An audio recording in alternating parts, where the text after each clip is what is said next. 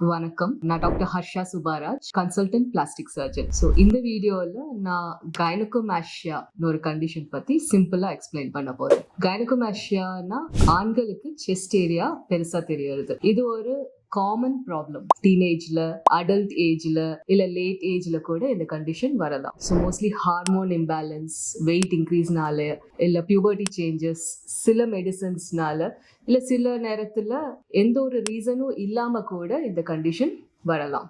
முக்கியமா தெரிஞ்சுக்க வேண்டியது என்னதுன்னா, கைனகோமாஸ்டியா கேன்சர் இல்ல, கைனகோமாஸ்டியா டேஞ்சரஸ் இல்ல. ஸோ இது ஹெல்த்தை விட கான்ஃபிடென்ஸையும் அப்பியரன்ஸையும் அஃபெக்ட் பண்ற ஒரு கண்டிஷன். நிறைய நேரத்துல சில பேஷண்ட்ஸ் ஸ்விம்மிங் போறதுலயோ இல்லாட்டி ஜிம்முக்கு போறதுலயோ ஃபிட்டடான க்ளோத்ஸ் போடுறதையோ இந்த கண்டிஷன்னால அவாய்ட் பண்றது ரொம்ப காமனா ஆயிடுச்சு.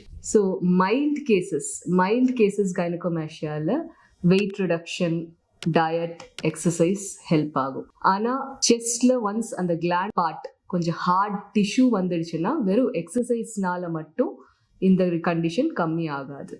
அப்ப சர்ஜரி தான் பெர்மனன்ட் சொல்யூஷன்.